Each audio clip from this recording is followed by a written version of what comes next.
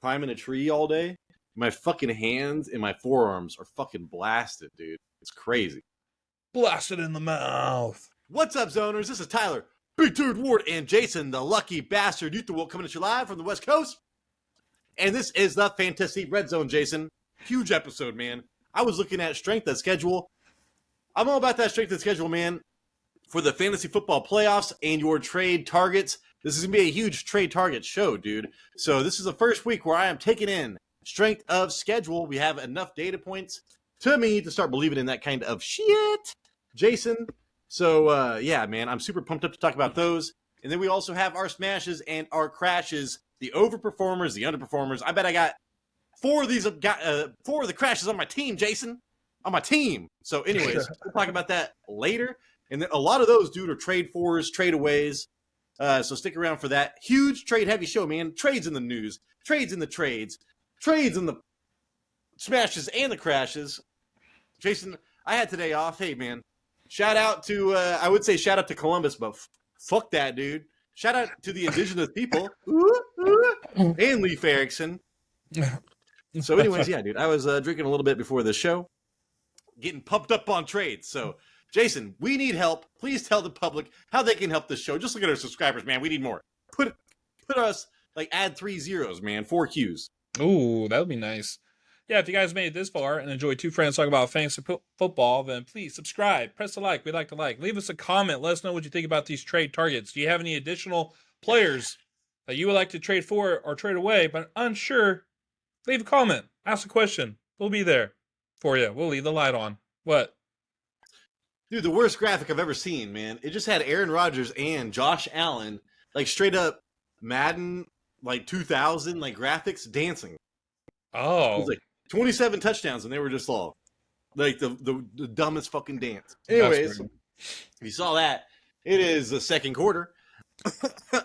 And Jason, I do want to point out, man, hey, I dropped a kicker just to pick up Ray Davis because I heard James Cook had a turf toe. And then anyways, James Cook said he was going to play, Jason. So I went out and dropped him for Vidal. Hey, I like Vidal, but god damn it, man, Ray Davis going off right now. You scored a touchdown? No, but he looks great. So, anyways. That haircut. Yeah. I wish I didn't. 9 for 54. Yeah, I know. Did you see that deep pass that he caught? One reception for 42 yards. Yeah, it was Josh Allen's deepest pass to a running back, thanks to drunk Troy Aikman. All right, Jason. Henry, I do want to talk about Derrick Henry real fast just because it pissed me off, man. Every single mock draft, 99.9% of mock drafts, Jason, I did this year, I got Derrick Henry in the second round. I was reaching for him. Then I entered Jason's draft, and he drafted before me in the second round, got him. I got fucking Travis Etienne, dude, and yeah, I'm hating life. He is pacing for 25.5 touchdowns. I am aware you cannot get a half touchdown, Jason, but still, he's going to break the record. We talked about this when the trade happened, man. You and I both were like, why are people not freaking out about this? And now everybody's freaking out about it. You and I were the only person that had Derrick Henry in our top 5 running backs, top 3 running backs. Hell, I don't fucking know, dude. It was crazy. But I'm pissed, Jason. Can you tell? A little bit. You seem a little uneasy. Yeah, I just had the pick before you, and there was a chance for me to get in Jonathan Taylor, and I chose Derrick Henry over Jonathan Taylor in the draft. I don't know if you remember that, but yeah, I know. If you would have done that, I would have got Derrick Henry because nobody else was going to pick him other than you. My whole thing when we first started the whole Derrick Henry train, it was he was older, he's on a new team, how much tread is on those tires. But I was like, dude, that upside is just way too high, man. They're just gonna use him at the goal line, and that's what they do. They just goal line. It's him. He's doing great. I just hope he don't fall off, man. I just hope it don't fall off. Yeah, I mean, I don't see it really happening. Their offensive line just keeps on getting better and better. And then here we go, Jason. Remember the year of the concussion, the year of COVID? I think we already had a year of the hamstring, but guess what, dude? This year is the worst. This is the year of the hamstring. If you go to a Chinese restaurant and you look at that little mat under your plate, it will say 2024 year of the hamstring. Do you know what it really is this year? What'd you say? You know what it really is this year? What is it? Year of the dragon. Oh, I think I'm a tiger. Or dragon. Fuck, I don't know, dude. It's been a while since I could afford to go eat at Chinese food. I think I'm a tiger. I think I'm a tiger. Tyler the Tiger. Anyways, hey, dude. But yeah, Jerome Ford, week to week with a hamstring. Pierre Strong. Do you remember Pierre Strong, Jason? Yeah. Junior? Pierre Strong Who was Jr. that Pierre? I think I'm getting him mixed up with the Pierre from the Saints. Garcon? Pierre, no, Pierre Thomas? Yeah, from the Saints, right? Yeah, the running back. Pierre Thomas. Dude, that guy was all-star, all-time fantasy football roster. But yeah, okay, so we got Ford, week to week with hamstring. Pick up Pierre Strong or Foreman. I don't fucking know, dude. I'd probably pick up Foreman for the goal line carries, but I hate that team, dude. I don't want any part of that team. Whatever. Then Jason Etienne, week to week with the hamstring. I'm sending out trades. I'm trying to trade for Jalen Hurts and some other bullshit, man. I'm just combining bullshit for bullshit. I'm just trying to get Etienne, dude. All costs. He's clogging up my roster, dude. And then Bigsby and Dearness Johnson and the people taking over for that. I think we'll talk about that later. Bigsby was, due to game script, was outplayed by Dearness Johnson, but that will not be the case every week. And then or next also week. Spears, Jason. Did you hear this? Tyjae Spears week to week with a hamstring as well. So Tony Pollard to the moon. We'll talk about Pollard in a minute. To the moon. Tank Bigsby, I gotta start this dude next week, right? He plays against he's gotta play against the Patriots. Yeah, well, the Patriots are like allowing all kinds of points. Exactly. So I don't think there's gonna be a game script where Jacksonville's gonna have to abandon the run and just pass the ball a million times. It's gonna be pretty close. Matt Collins got that touchdown. I was like, I saw that, dude. I was all chipping out. Every time I see points, I'm like, Ray Davis, you do it, man. But you know what? James Cook's going to come back, and he's going to get all the carries, so it doesn't really matter. But still, I like Ray Davis's talent. And then here we go, Jason. Drop Tavian Wicks week to week with a shoulder injury. I spoke about this before. The only wide receivers I want. Like I said, Romeo Doubs got a couple pity touchdowns when we don't play that. I want Christian Watson and Jalen Reed. Jalen Reed specifically, Jason. He takes all that intermediate short stuff, but the long bombs, Christian Watson. Yeah, that's exactly what we saw last week. I was like 20 minutes away from starting Dontavian Wicks, and then they're all, Christian Watson is playing. So I'm like, Wicks, you're out of there. Hey, dude, Dodgers, killing it. All right, here we go. You sound like an umpire when you're there. Here we go, Jason. Panthers hope to open the 21 day window for Brooks. People see him maybe starting, in 3 to 4 weeks, pretty much. I sacrificed a game this week because of the amount of buys that I had is fucking crazy. The worst amount of buys I've ever had in a week of my life, combined with injuries. But yeah, dude, Jonathan Brooks coming back will help out my team a lot. I've actually had people trying to trade for him lately, Jason, but they give me people like Cortland Sutton and some other bullshit. So Jonathan Brooks, Chuba Hubbard has played so well that it probably will be a 50-50. But hey, man, I'm still excited for Jonathan Brooks. Yeah, I think we see the success with Hubbard. We can only imagine how it's going to be with Jonathan Brooks, man. If I could, I would trade for him, but I know you got him, and dude, I've got so many running backs. I just said it. I sent out a message on our league, dude. I will trade away all running backs. I will trade away Caleb Williams, maybe even Sam Darnold. But yeah, so I am trying to get losing Rashee Rice just kind of fucked me, man. I got spoiled on having like 2 top 5 wide receivers. I kind of want another good wide receiver, so I'm trying to trade for that. And then here we go, Jason. Panthers. Oh yeah, shit. I already said that. Richardson, Anthony Richardson is supposed to play next week, dude. And I kind of was like thinking, I was like, dude, they're not going to be able to go back to Anthony Richardson. But dude, Tennessee defense. I spoke about this on the waiver wire show. I think Tennessee defense actually looks amazing, man. They are holding people down. They held Joe Flacco down, Jason. So that gives my respect to the Tennessee defense. I'd be going out and trying to get Tennessee defense after this week. But yeah, dude. So now they can. If I was just thinking, if Flacco keeps on lighting the world on fire, there's no way they're going to come back. But now they can because Flacco had a down week.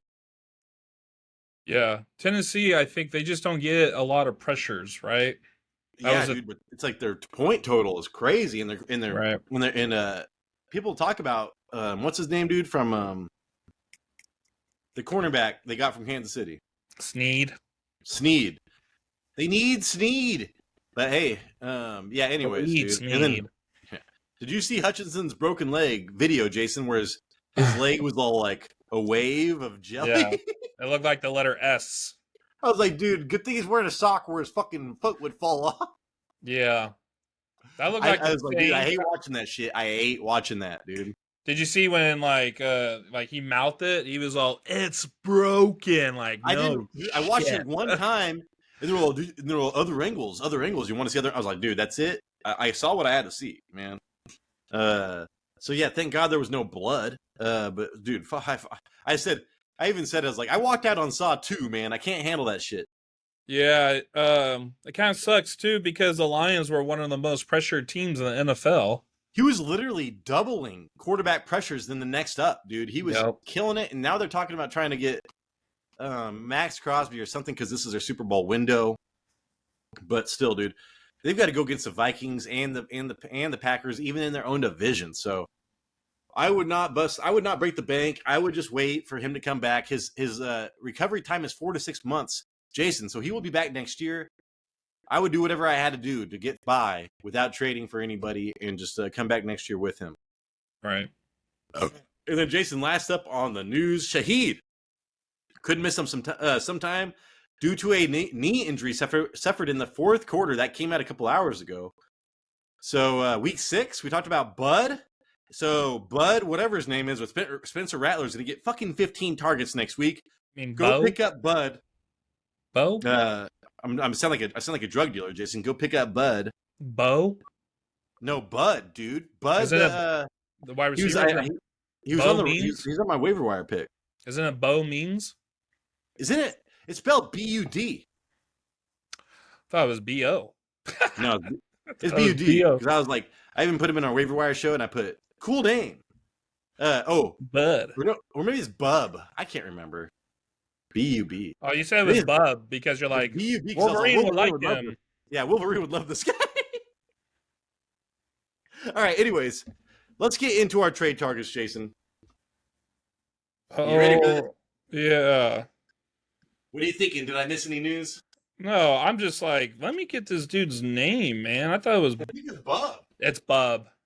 That was all, hey, Bub. Hey, Bub. Yeah. Woo! All right, man, we got trade targets. I'm like combining fucking things. Let's say targets. That is not the Zodiac Killer. That is a target.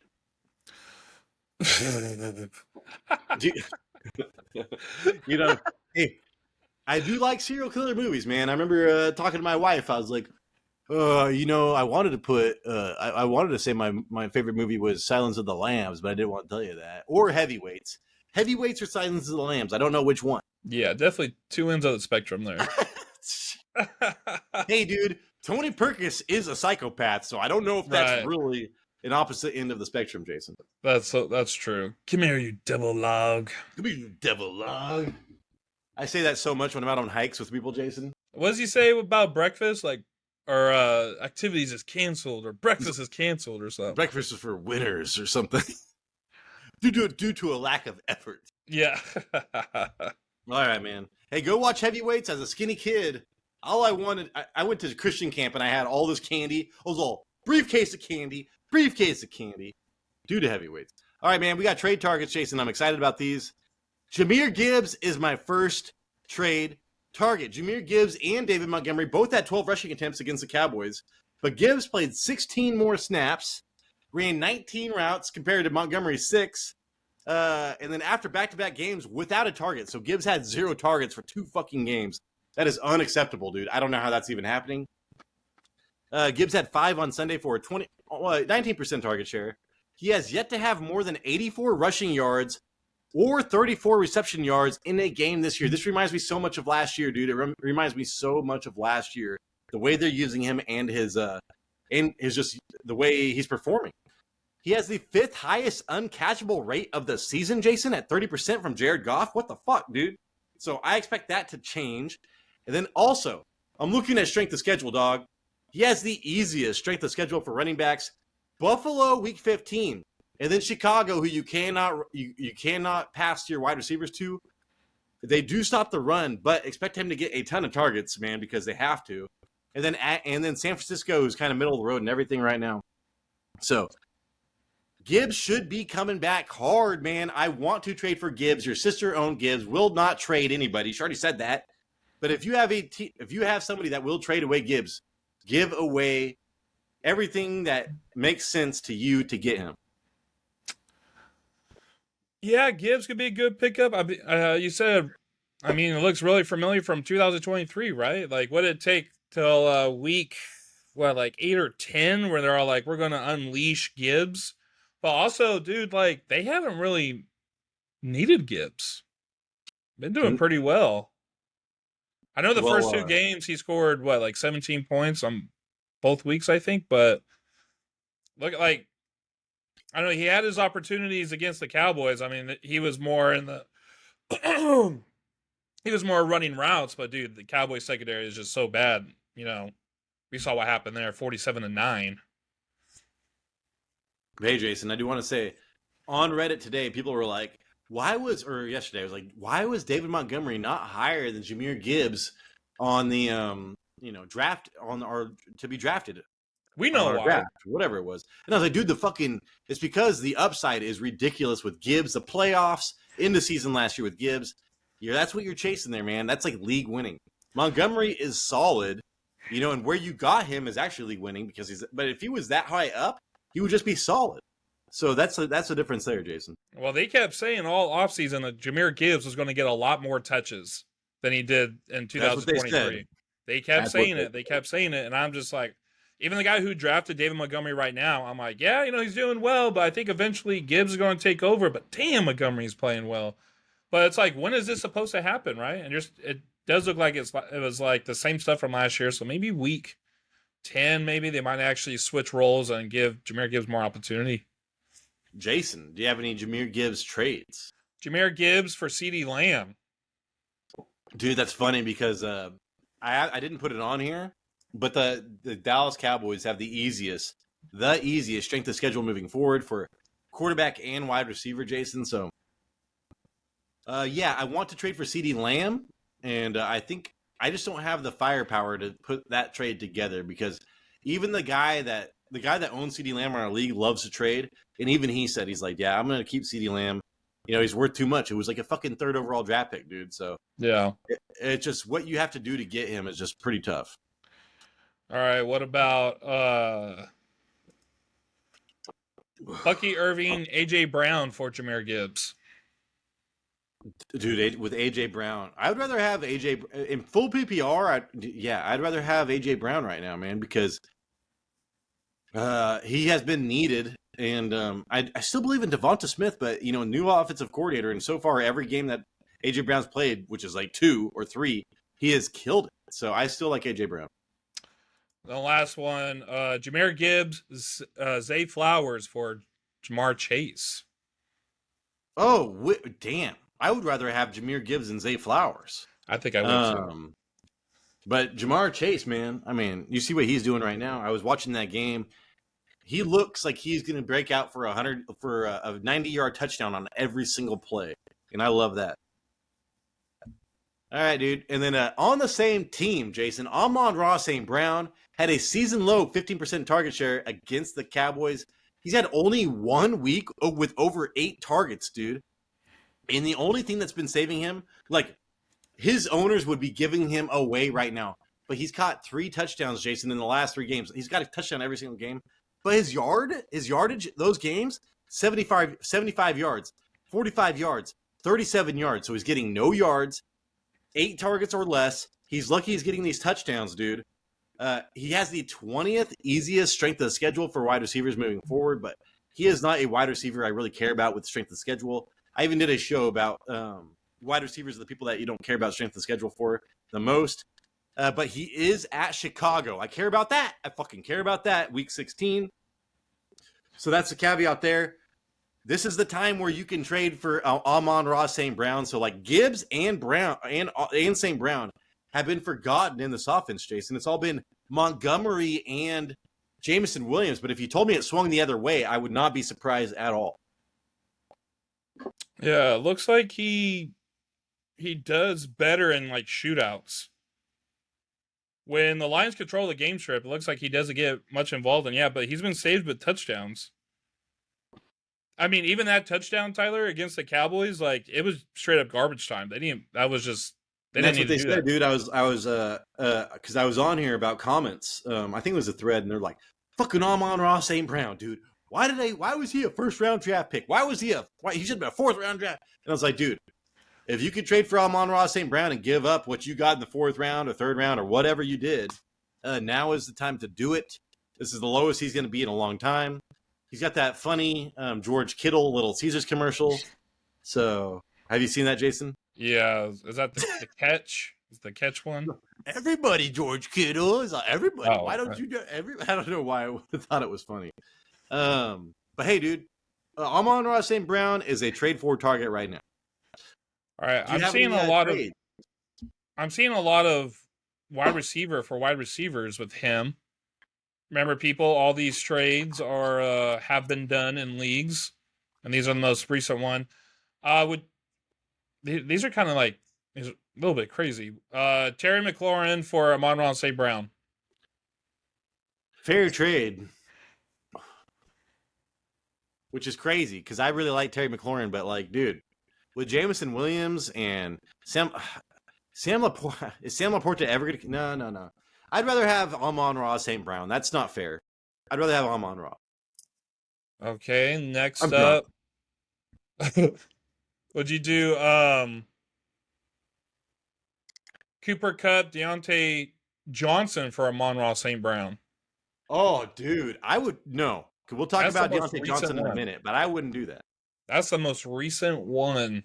Dude, just Cooper happened. Kupp and Johnson, those are like two top 10 wide receivers in Yeah, PPR for, I would maybe not top do 15 that. wide receiver in PPR right now. Let's see. Let's do a package deal, Tyler. This one looks like a good one. What'd you do? J.K. Dobbins and Devonta Smith for Tucker Kraft and Amon-Ra St. Brown. If you need a tight end, yes. If not, no, I would not do that. I still think Kraft is going to be a great tight end, man, because of the receiving options in Green Bay. So, yeah. I mean, he's going to be top 5 pretty much. I know Hawkinson's coming back, so we might get pushed out of the top 5, maybe top 6. But that's good enough, dude. And tight ends are super valuable. Right now, we talked about how well they were doing last year, Jason, and other than like McBride, other than the top dudes, Kittle and all those guys in Bowers, it's not too hot. Right. I think he's tied in 3 right now. Oh, fuck. Here we go, Jason. Next up, I literally have trades in for this person. I talked a lot of shit about him. All right? I get it. Tony Pollard. Tony Pollard has scored between 15 and 19 PPR points in four of the 5 games this year because they had a bye. He's seen target shares of 11% every single game of his last 3 games. So I know Tajay, and that's with Tajay Spears there, dude. Tajay Spears out week to week with the hamstring. So 11% target share is pretty decent in PPR, even though those fuckers never throw. They're supposed to throw the ball all the time. They don't. But the big thing here to me, though, Jason, is he is overperforming. Like where the draft capital that the owner spent on him, you can get him for a reasonable price. And he has the second easiest strength of schedule, Jason. But the big thing to me is he plays against Cincinnati, Indianapolis, and fucking the Jacksonville Jaguars in the fantasy playoffs, Jason. He has the best schedule for running backs in the playoffs. I am trying to trade for Pollard. Give me Pollard as my running back 2. If I get him in as running back 2, dude, in my fantasy playoffs, that is league winning right there. What you could get Tony Pollard for, it is worth it. Go get him. Yeah, look what happens when Tony Pollard is healthy. And they've been working on that offensive line down there in Tennessee for a couple years now. It sounds like it's paying off in the run game. But what about that schedule, Jason? Does that blow your mind? Yes, I was like, when you were saying it, I'm like, dude, how do I get this player instead of Tyler? I already sent a trade in, dude. Hopefully it's already been accepted. I was like, it's so funny, Jason. I was like, man, as soon as I say this shit, it's like Jason's gonna be like, oh yeah, maybe I should trade for him. Well, fuck. So, anyways, Tony Pollard, dude, I'm all about right now. Just give me some of the Tony Pollard trades, man. I mean, it'd be hard for me to say no. All right, you want to see what's traded for Tony Pollard? Pollard. This one might be a difficult one, Tyler. Tony Pollard for Travis Etienne. Fuck, dude. I'm like sitting. I think I sent Travis Etienne and Mostert for Tony Pollard right now. So yeah, I would take it. Okay, Tony Pollard for Tyreek Hill. Or Tyreek Hill for Tony Pollard. So that's fair. I'll give you that. That's fair. I get it, dude. It's probably more value towards the Tony Pollard right now, especially if you are not 4-1 or 4-2 or 5 or whatever. But hey, if you are a losing team, I would rather have Tony Pollard. But if you are a winning team, I'd rather have Tyreek Hill, baby. Tony Pollard for Josh Downs. Or Josh Downs for Tony Pollard. I mean, dude. Yeah, Josh Downs, if fucking Joe Flacco was starting, that'd be a fair trade. But with Joe Flacco not starting, it is not a fair trade. I would much rather have Tony Pollard. All right, last one here. Would you do Tony Pollard or Devonta Smith for Tony Pollard? So to me, I like that trade because Devonta Smith is like a guaranteed 15-plus points. I know it was his first week back, and I think he only got 4 targets. But the scarcity of running backs makes this makes me lean towards Pollard. I'd rather have Pollard, man. I think he scored a touchdown.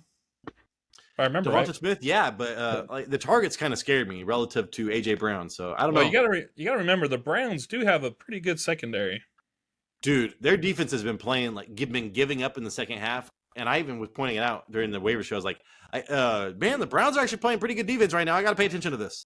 Yeah, the Browns, they're actually one of the top teams giving up, or they pressure the quarterback 38% of the time and converting 17% of those into sacks. So I don't think the defense is the problem. It's maybe that they're on the field for the entirety of the game, but Tyler, real quick, guess who they just scored a touchdown with the Bills. Who? Ray Davis? Guess what's tied in? Scored the touchdown. Kincaid?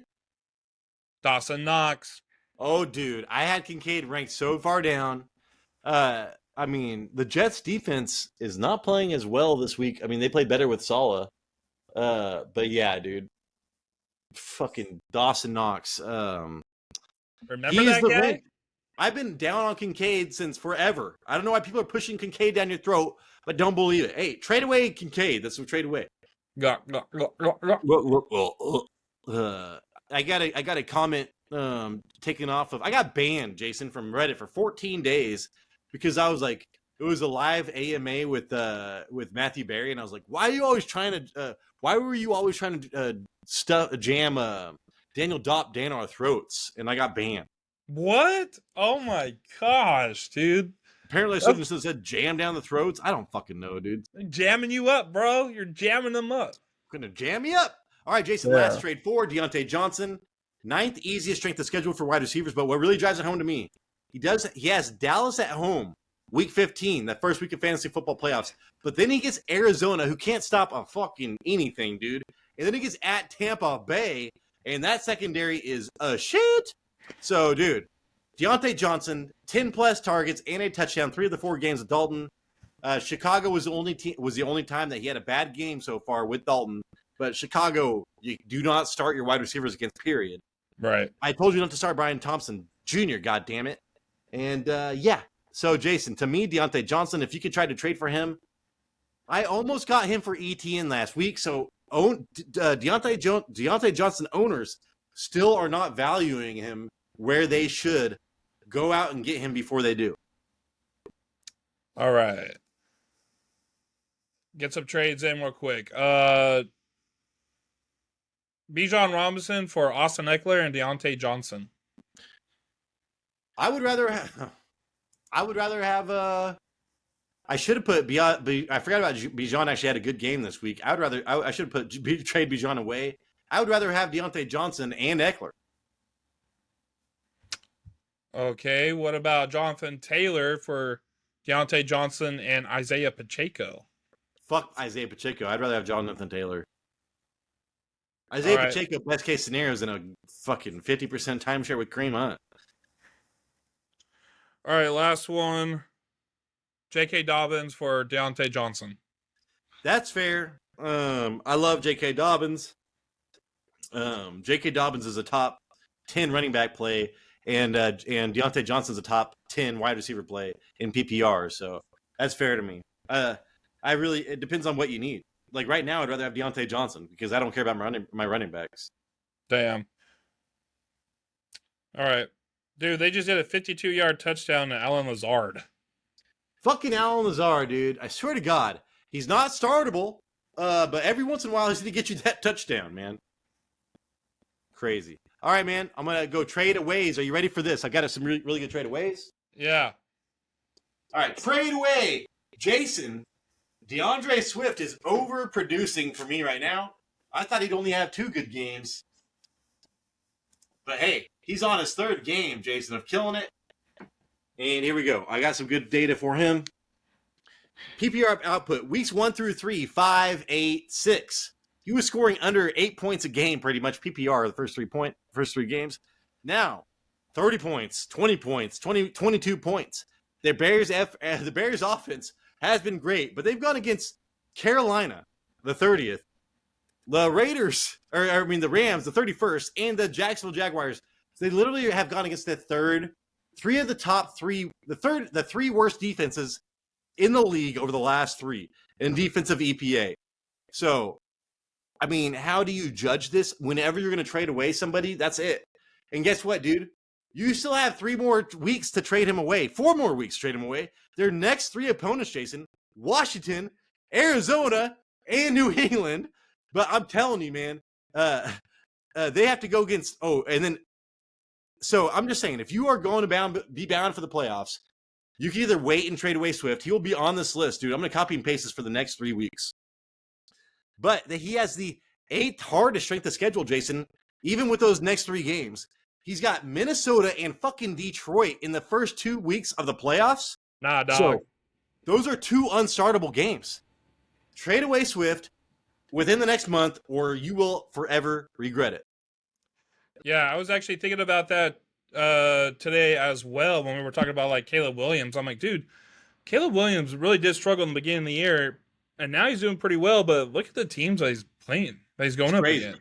Yeah, he's got a good stretch of teams right now that if you were going to go up against anybody, these are the teams you want to go up against. Yeah, all right, man. So, I mean, Swift right now, I'm telling you, if you could trade him for so fucking much, and you're going to be able to for a couple more. I know he's on bye next week, so you might want to wait a week and get him in another week or whatever. But I'm telling you, man, trade him away within the next 3 weeks. Okay.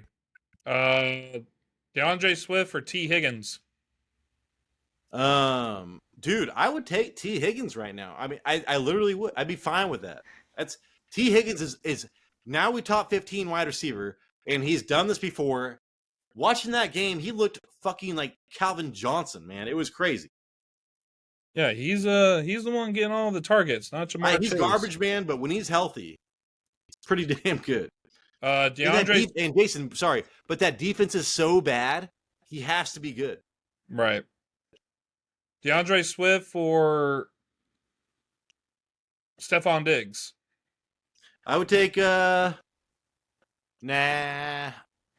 would take Stephon Diggs. I would take Stephon Diggs. That's fine. I would try to go for higher, but if that's all you could get in the next couple of weeks, I would do that. Because Stephon Diggs is going to be worth so much in the next couple of weeks, man, because Nico Collins is gone for a month. Okay, then what about last one? DeAndre Swift for Zay Flowers. You can get more, but would I do it in 3 weeks? Yes. That's a scenario where I would hold on to Swift until the good matchups are over and then trade him away for Zay Flowers. Okay. All right, Jason. Next up, this is for you. Tank Dell. Without Nico Collins this week, Tank Dell hit a season high 29% target share. He also found the end zone for the first time this season. He has Miami and Kansas City his first 2 weeks of the playoffs. Miami is a run funnel defense, man. They do not allow many points to wide receivers. And then Kansas City, holy shit. You don't want anybody against Kansas City, period. So Tank Dell in the first 2 weeks of the playoffs might be bad matchups, Jason. Are you looking to trade Tank Dell with Nico Collins out within the next month? Maybe trade him away. Yes, it would be nice to get him away. Nico Collins he absorbs too much, dude. I had it wrong. I thought it was going to be Stephon Diggs being on the bench for most of the year on fantasy teams, but it's Tank Dell. Tank Dell's the guy that's sitting on your bench unless there's an injury. Here we go. Tank Dell for Devon Achane. Fuck. I'd rather have Achane.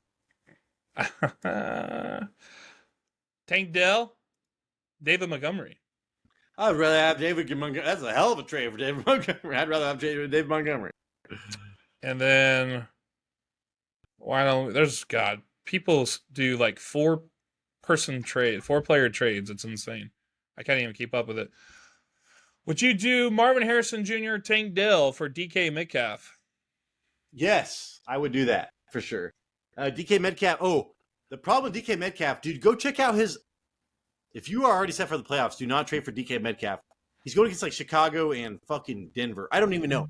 2 terrible matchups in the playoffs. 2 terrible matchups in the playoffs, man. Go check it out. Okay. All right, Jason, next up. Same team, CJ Stroud. He has just one 20-point performance this season, Jason. Only 2 games in the top 12 fantasy quarterbacks this year. So he's been a starting quarterback twice this season for your team. He does have the 7th easiest strength of schedule for quarterbacks. But again, Jason, Miami and Kansas City in the first 2 weeks of playoffs. I think that you can still trade Stroud away, dude, for some decent stuff. Package him in a deal. Go get Jalen Hurts. Jalen Hurts has a great schedule in the playoffs. Some stupid shit like that. Yeah, everyone was thinking very highly of this guy this year because of all his firepower. I think he was projected 30 touchdowns, and he's not on pace for that. So he's quite underperforming. All right, CJ Stroud for Courtland Sutton. Fuck, dude. Courtland Sutton is getting out. As much as I liked him, he's not getting the targets. I would rather have CJ Stroud. Okay, but that's tough. That's not good. CJ Stroud for Christian Kirk and Tua Tagovailoa. Oh, I'd rather have that, dude. Tua plus Kirk. I don't like Kirk, but I'd rather have Tua than CJ Stroud at the end of the year. So I'm good with that. All right, you ready for this last one? Yeah. CJ Stroud, Davante Adams. I'd rather do Davante Adams, man. Give me Davante Adams. Hopefully that fucker gets traded, and then it'll be all good. And then here we go, Jason. Alexander Mattison without Jahmyr White the last 2 games. He's had a running back rush share of what, like 75%? With Jahmyr White, that is at 25%. So right now, dude, he was getting a lot of carries. I think he got a touchdown. And I want to lump this in with Najee Harris, Jason, because these guys don't really matter. We're probably not going to really talk about trades for him. But Najee Harris had his best fantasy performance of the season, week 6.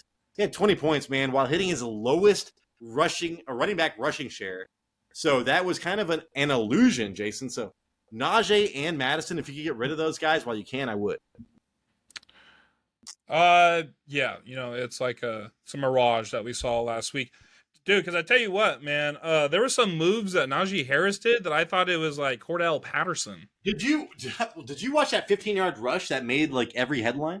Yeah, where he dove for 5 yards. Dude, well, he fucking like powered through some shit. Yeah, he also broke somebody's ankles like pretty bad like a couple drives before, dude. I was like, who is this guy? Who is this kid running the ball? And it was Najee Harris. I'm like, okay, this is weird.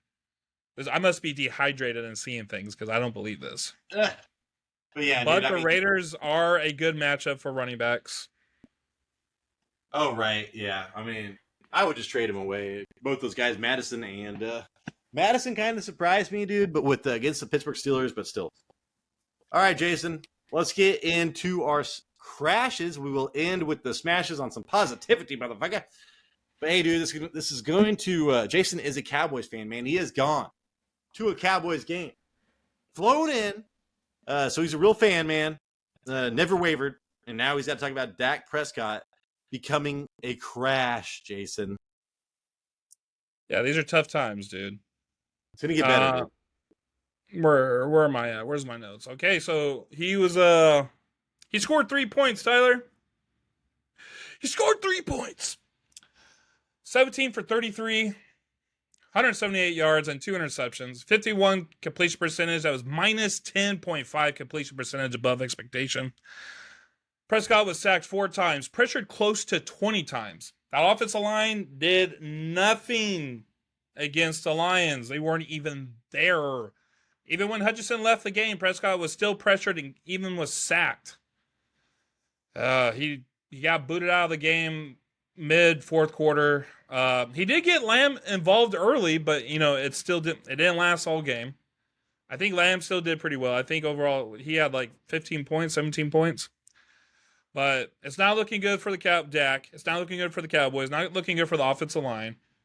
Hopefully they're on bye next week, so hopefully they could pick the pieces up from their crash and do better 2 weeks from now.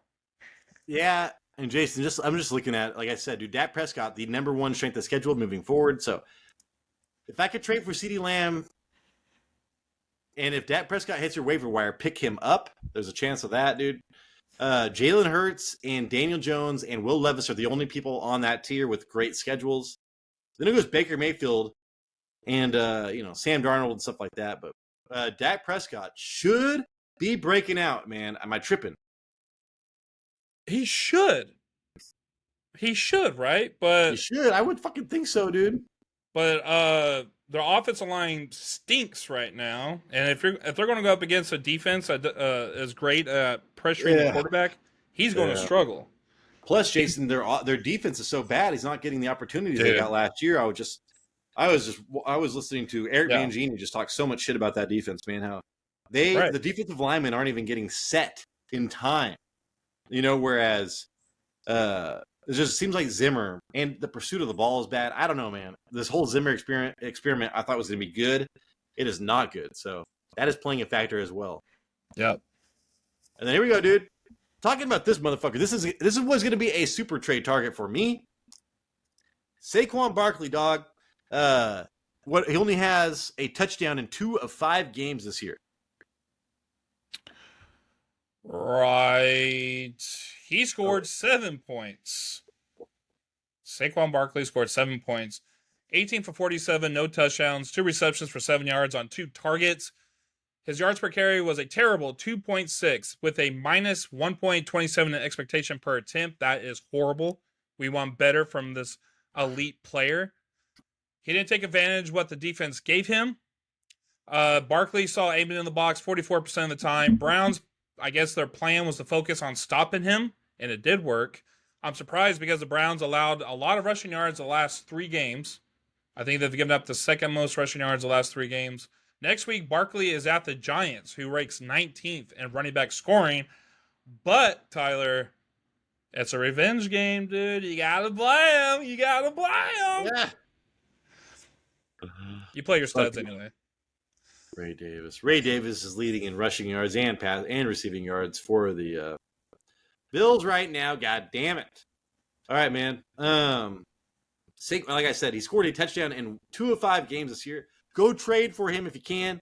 He has the 4th easiest strength of schedule for running backs. So come on, dude. It should be turning around big time.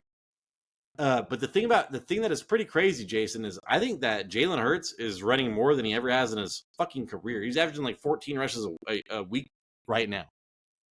Yeah, and I don't think they're most of them are scheduled runs. Why can't I think of it? Like just played runs. Designed runs. Designed, that's right. It's like him scrambling. Yeah, he was second on the team in rushing, right behind Saquon Barkley. So yeah, you're right. He's running a lot this year. That offensive line is not the same. Dude. They missed the anchor. Next up, we got a pissed off dude. Calvin Ridley, you heard what he said. Did you hear the quote from him, Jason? No, what'd he say? He's all, they're like, the coach came out and was like, we need to get him more targeted, involved earlier in the game. And he's like, I need him in the fucking beginning of the game. Like, I need him in the beginning. Shit's fucked up around here. I need it throughout the entire game. I don't know. He's like, not only the beginning of the game, dude. Right. So I've got some. He's got the 5th highest uncatchable rate this season, Jason, at 30%. Same thing. He's tied with Jahmyr Gibbs with the 5th highest uncatchable rate this season. Yeah, that's kind of what I was putting here. That he scored 0 points. He had 8 targets and no receptions. He led the team in targets, but no receptions. Levis only had 16 completions, but still 8 targets and he had nothing. That's kind of just like unheard of. That's bizarre. And his catch rate, Tyler, is 50% this year, and that's worse than when it was last year at 55%. So it's getting worse for him. Next week they're at Buffalo, that ranks 29th at wide receiver scoring. God damn it. Yeah, I'm talking about Calvin Ridley. Oh yeah, so Calvin, he had a 29. He almost had a 30% target share against the Colts on Sunday. He had 0 receptions, like you said. His 0 catches on 8 targets makes that the 3rd time that's happened since 2011. Amari Cooper in 2015, T. Higgins in 2023. So that is rare. But I do want to point out, Jason, that PFF only rated him as 6 targets. You go back and watch those 8 targets. There was like batted balls and fucking shit that wasn't even close to him. It was pretty loose with those 8 targets. Yeah, well, that happens a lot. So it's like even balls that are like batted at the line, they try to like measure out like where they're supposed to be throwing the ball to. Yeah, and they'll count that as a target. And hey, dude, we have a tight end darling coming up next, Jason. I can't eat mac and cheese, but maybe you can. Kraft. I mean, he was hot shit, and then he's now on our crash list. Yeah, Kraft actually makes me hot shit. So he only got 3 points, 2 receptions for 13 yards on 4 targets. Yet he was still 2nd in team targets. With 3 touchdowns in 2 games, Kraft came back down to live with us humans. He's no longer mortal, as we say. With Jordan Love having a big game, I expected Kraft to have a bigger game, but Love was really he spread the ball pretty much to everybody. I think Jaden Reed he led in targets with 6, so he was really spreading it out. He didn't hyper-focus anybody. He is still a startable option going forward. Next week, he will see the Texans, and Houston only allows 6.8 points to tight ends. Tough matchup. Jason, 2 players led the Packers in routes run in Week 6, Romeo Doubs and Tucker Kraft. One of those was pity routes. The other one was serious. No player had a 20% target share. Oh, no, so no Packer, right, has had a 20% target share or better on the season for the Packers. So the way they are spreading this ball around, it's not great, dude, but you want a piece of Christian Watson, you want a piece of Jalen Reed, and you want Kraft. But yeah, as far as them hyper-targeting somebody, it's probably not going to happen. Yeah. All right, man. Let's end on some positivity, Jason. Some positivity. Some positivity. All right, I gotta scroll up. I should know. I don't know why I start with this on my. Okay, smash. All right, dude. This guy, they're gonna start bullying people. This might be tough for you because they were throwing touchdowns to linemen and crazy shit, man. Jared Goff. Ben Johnson was just like, this was practice for him. This was practice play calling that he did against the Cowboys. Jesus. He scored 26 points. 18 for 25, 3 touchdowns, a 72 completion percentage that was 3.5 above expectation. His intended air yards was 10.2. That's 3rd best of the week. He was given a lot of time in the pocket to allow him to make throws to the 3rd level of the defense. His longest completion air distance was 56 yards, which I believe was to Tim Patrick. Keep an eye on that, zoners. Tim Patrick. This looked like Jared Goff from last year, but I think it's because the matchup was just way too good, dude. The Lions did whatever they wanted to against the Cowboys, and Montgomery and him definitely benefited from it. Next week, they play against the Vikings, who allow 17 points to quarterbacks. Yeah, and Jason, the way that this team is going, they're spreading the ball around, man. Laporte got that 50-yard touchdown. Jameson Williams, I think nobody's getting hyper-targeted, man. So it's really, they've got way too many weapons on this team. It's almost like the 49ers, but without Christian McCaffrey. You know, at least Christian McCaffrey was just one running back. Now they've got 2 Christian McCaffreys, for God's sakes. So Jared Goff, Jason, top 4 fantasy quarterback for the 2nd straight week, all while throwing for 25 times or fewer in those games. So that is impressive to me, where you could be a top 4 fantasy quarterback and not even throw the ball more than 25 times. It's efficient. twice, dude. And that's Jameson Williams and the weapons they have, dude. Laporta getting a 50-yard touchdown. Yeah. But that's the weapons that they have. So it's not like that's a crazy fucking stat. That's not going to be an outlier is what I'm trying to say. All right, dog. We got everybody's spending all their money on the waiver wire for this guy this week. Nobody knows what's happening. This is just threw a wrench in everybody's fantasy outlook. We got Tucker, Jason. I can't remember his first name. Sean Tucker. Sean Tucker scored 34 points, 14 rushes for 136 yards, 1 touchdown. He was first in carries and rushing yards on his team. 3 receptions, 56 yards, and 1 touchdown on 3 targets. Second in team receiving. I believe he was behind Chris Godwin. With a 9.7 yards per carry, he averaged a 3.95 rushing yards over expected per attempt. That is top 5 of the week. And he did that against a division rival, the Saints in New Orleans. Man, this was a very impressive game that he had. He only had 6 snaps prior to week 6. With Rashad White out, he got a lot of opportunities, and he looked especially good on his touchdown. The way he was bobbing and weaving around defenders, it was actually pretty nice to watch. I just wish it was Bucky Irving. Buccaneers had 277 team rushing yards. That's 3rd most in team history. Next week they are home against the Ravens, who allow 17 points to running backs. Fucking A, dude. Ravens are giving it up.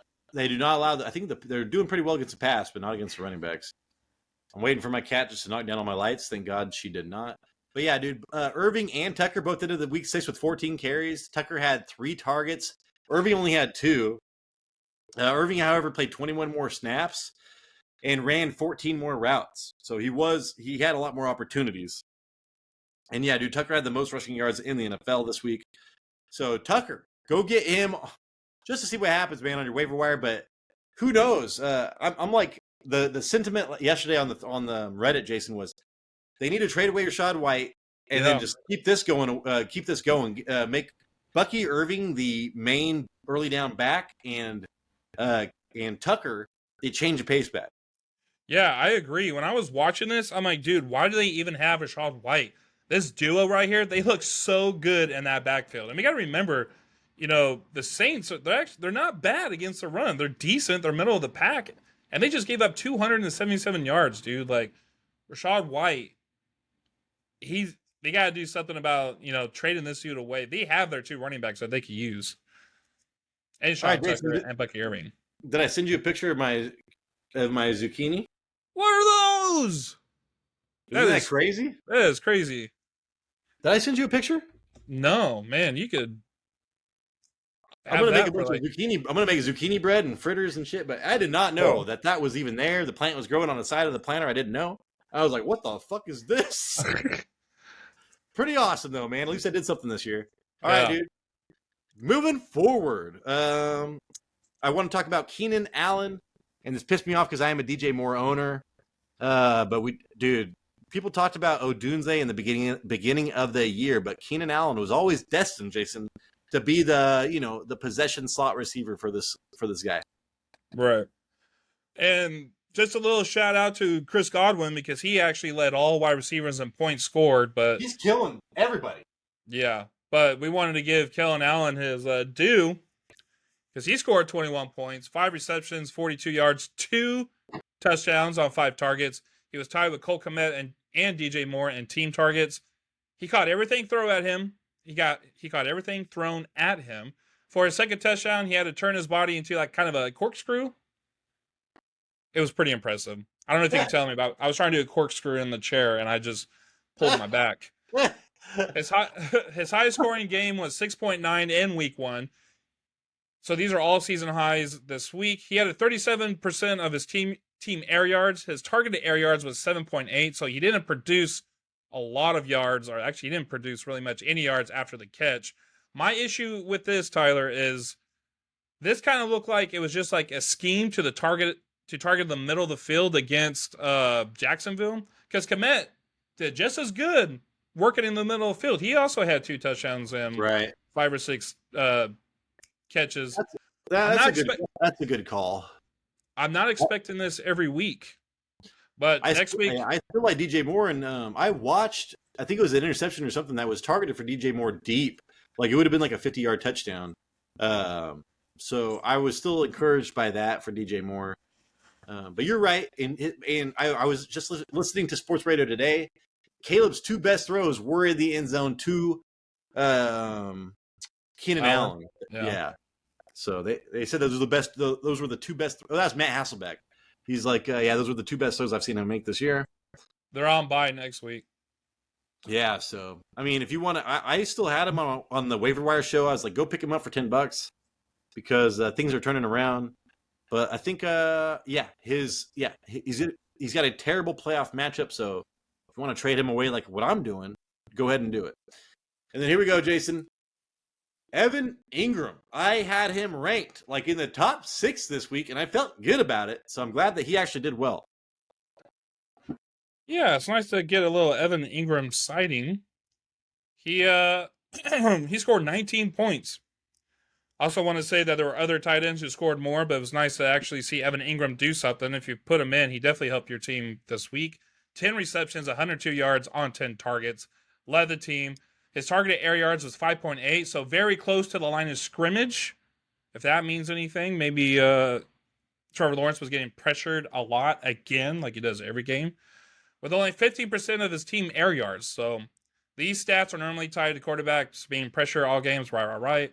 Even with a negative 2.2 yards after catch expectation, he still managed a 5.2 yards after catch. It just sucks because it meant he left a lot of points on the field. So he could have got more points, actually. The Bears secondary is one of the best in the league. Ingram benefited from it. Next week, the Jags stay in London and play the Patriots, who ranked 14th in tight end scoring. Yeah, and then Evan Ingram, Jason, they went against the Bears. And what do you have to do against the Bears? You got to throw it to your fucking running backs and your tight ends. So yeah, that's why he was targeted so much. Christian Kirk and Brian Thompson Jr. didn't do shit because the cornerbacks over there are great. It's kind of like Kansas City, and we stream tight ends against Kansas City. So, Seattle and stuff like that when they're healthy. But where they have a good tight end duo, even the Jets, start tight ends against them. So that's the reason Ingram got so many targets. And, dude, he had the second highest 28.6% target share. That was the second highest among tight ends this week. Don't expect that to continue because Brian Thomas Jr. is fucking on the scene, and they've got Kirk. So, and then, also, I think Gabe Davis dropped. Yeah, Trevor Lawrence had 4 drop touchdown passes, Jason, and I think Gabe Davis had 2 of them. Yeah, that's crazy. Gabe Davis still had 2 touchdowns, I think, but yeah, I know. Could have been more. Wow. Anyways, everybody, that is the show. Thank you so much for watching. Hopefully we earned a thumbs up. Please give us a thumbs up. If you do that, it sends us out to a ton more people. It's like a chain reaction. Keanu Reeves, dog. If you want to be part of this chain reaction, please do that for us. Subscribe. That does the same shit. I'm pretty sure that helps, and it helps our brains because we get happy. Dopamine hits, dog. We haven't talked about dopamine in a while, Jason. Hey, man, we're going to be going out. Got that dope. Please send us out. Dopamine. All right. We got this video coming out, and we got a video coming out the following day. And as Tyler's wide receiver, cornerback matchup, make sure you check that out. That's very important for your league so you know who to start and who to sit before our start and sit, which comes out the very next day after that. And that's very important. So make sure you watch that. I will talk to you guys in that video. Deuces. This is the Fantasy Red Zone, and we appreciate you.